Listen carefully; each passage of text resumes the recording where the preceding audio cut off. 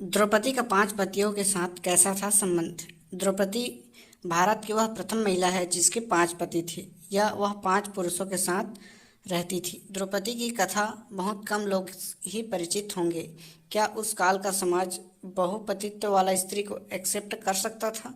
क्या कोई विवाद खड़ा नहीं हुआ या कि समाज में बहुपतित्व और बहुपत्नी वाली व्यवस्था थी? लेकिन सबसे बड़ा सवाल यह है कि क्या आज के लोग यह समझते हैं कि द्रौपदी ने विवाह तो सिर्फ अर्जुन से ही किया था, तो उसका रिश्ता सभी के साथ नहीं था? क्या द्रौपदी सिर्फ अर्जुन को ही प्यार करती थी? क्या सचमुच द्रौपदी के 5 पति थे? ये कुछ ऐसे सवाल हैं जिनके उत्तर महाभारत में ही मिलेंगे। यह प्रस्तुत है जनमानस में प्रचलित द्रौपदी के 5 नाम। द्रौपदी को द्रौपदी इसलिए कहा जाता था क्योंकि वह द्रुपद की पुत्री थी। उन्हें पंचाली इसलिए कहा जाता था क्योंकि द्रुपद पंचाल देश का राजा था। उसका नाम कृष्णा भी था क्योंकि वह भगवान कृष्ण की सखी थी। उनका एक नाम यज्ञनी भी था क्योंकि वो यज्ञ के बाद पैदा हुई थी। और अंत में उसका एक नाम सेरेंद्री भी था। सेरेंद्री का अर्थ है पति के अलावा अन्य पुरुषों के साथ रमण करने वाली, लेकिन यह सच नहीं है। अज्ञातवास के दौरान द्रौपदी ने राजा विराट के यहाँ उनकी पत्नी सुदेशना के सौंदर्य की देखरेख करने वाले के रूप में काम किया था, इसलिए उसका नाम सेरेंद्री था। सेरेंद्री के रूप में गुण तथा सौंदर्य से प्रभावित होकर महारानी सुदेशना ने उसे अपने मुख्य दासी के रूप में नियुक्त कर लिया था। कुछ लोग कहते हैं कि वे राजा विराट के राज्य में सुगंध और इत्र बेचती थी, इसलिए उसे सेरेंद्री कहा जाता था। उल्लेखनीय है कि 12 वर्ष के वनवास के बाद पांडव ने अज्ञातवास में मत्स्य देश में राजा विराट के राज्य में समय व्यतीत किया था। पांचों ने अपनी योग्यता अनुसार राजा के यहाँ भिन्न भिन्न कार्य को संभाला था। पांडव को 12 वर्ष का वनवास और 1 वर्ष का अज्ञातवास मिला था। इस दौरान पांचों पांडव एक कुम्हार के घर में रहा करते थे और भिक्षा के माध्यम से अपना जीवन यापन करते थे। ऐसे में भिक्षा के दौरान उन्हें द्रौपदी के स्वयंवर की सूचना मिली। एक दिन सभी राजा महाराजा राजकुमार ऊपर घूमती हुई मछली की आंख पर उसके प्रतिबिंब को नीचे जल में देखकर निशाना साधने का प्रयास किया, किंतु सफलता न लगी।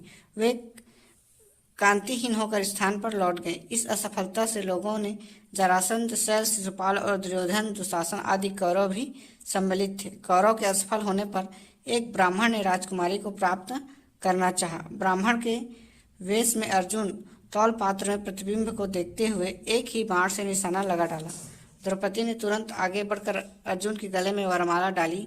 यह सब देखकर क्षत्रियों ने आपत्ति दर्ज की कि प्रतियोगिता सिर्फ क्षत्रियों के लिए आयोजित की गई थी, फिर एक ब्राह्मण को कैसे उचित हो सकता है। वहां युद्ध की स्थिति बन गई। राजा द्रुपद पांडवों के वेश में छुपे पांडव को पहचान नहीं पाए, इसलिए उन्हें यह चिंता सता रही थी कि आज बेटी का स्वयंवर उनकी इच्छा के अनुरूप नहीं हो पाया। राजा द्रुपद की इच्छा थी कि उनकी पुत्री विवाह किसी पांडु पुत्र के साथ हो, क्योंकि उनकी राजा पांडु से गहरी मित्रता थी, लेकिन वह नहीं जानते थे कि पांडु पुत्र हैं। तब युधिष्ठिर ने एक तरफ से जाकर राजा द्रुपद को अपनी सच्चाई बताई।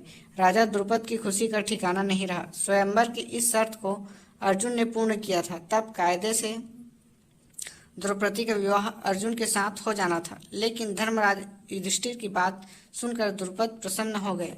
उनके बाद द्रुपद ने युधिष्ठिर से कहा कि अब आप अर्जुन को पाणी ग्रहण की आज्ञा दें। तब युधिष्ठिर ने कहा कि राजन, विवाह तो मुझे भी करना है। द्रौपदी बोले, यह तो अच्छी बात है, मैं चाहता हूँ कि आप द्रौपदी से विवाह कर ले। युधिष्ठिर ने कहा, राजन, राजकुमारी द्रौपदी हम सभी की पटरानी होगी। युधिष्ठिर की ऐसी बातें सुनकर राजा द्रुपद बोले, एक राजा की बहुत सी रानियां तो हो सकती है, परंतु एक स्त्री के बहुत से पति हो, ऐसा सुनने में नहीं आया है।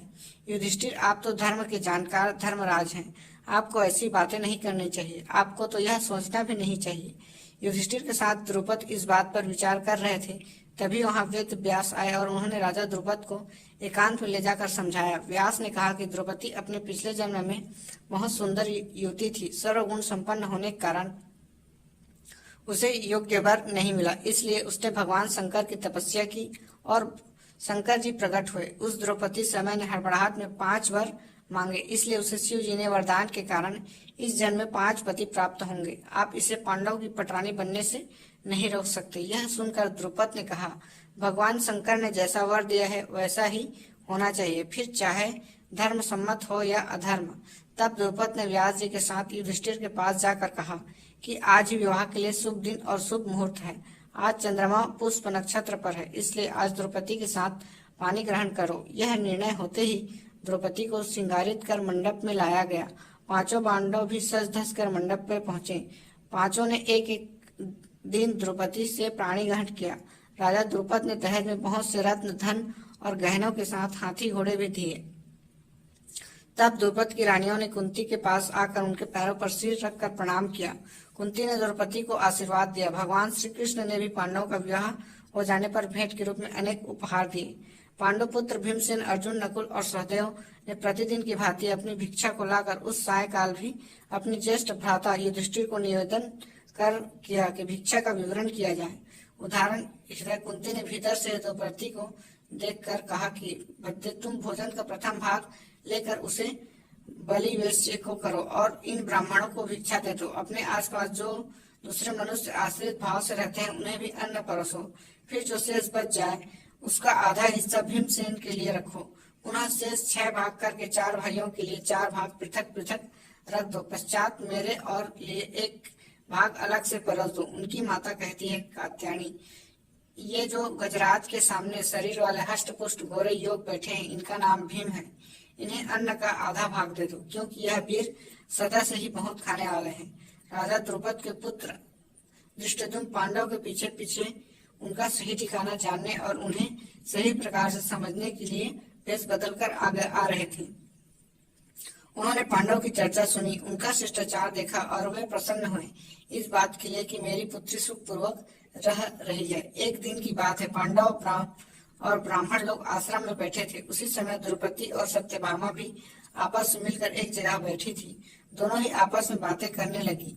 सत्यभामा ने द्रौपदी से पूछा, बहन, तुम्हारे पति पांडव तुमसे हमेशा प्रसन्न रहते हैं।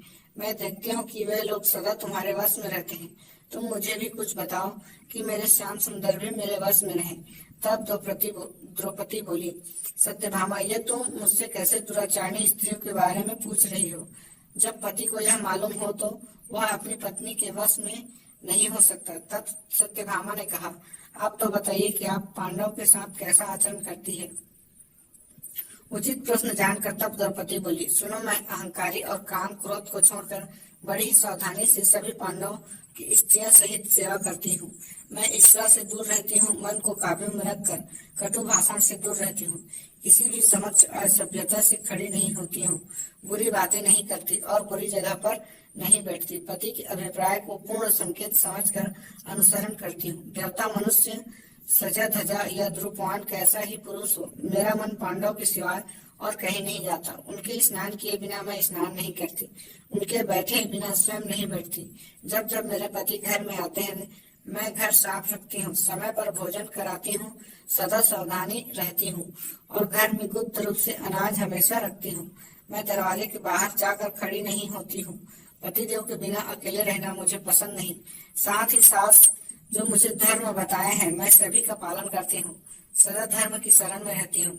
द्रौपदी के 5 पुत्र थे। द्रौपदी ने 1-1 वर्ष के अंतराल से 5 पांडव को 1-1 पुत्र जन्म दिया। युधिष्ठिर के पुत्र का नाम था विदित, भीमसेन के उत्पन्न पुत्र का नाम सुत सोम, अर्जुन के पुत्र का नाम सुत कर्मा, नकुल के पुत्र का नाम सात्विकी, सहदेव के पुत्र का नाम सुत सेन रखा गया। पांडव की अन्य पत्नियों के साथ और उनसे जन्मे पुत्रों के नाम अगले पन्ने पर युधिष्ठिर की दूसरी पत्नी देविका थी। देविका से जयदेव नामक का पुत्र जन्म हुआ। अर्जुन की दूसरी पत्नी सुभद्रा थी।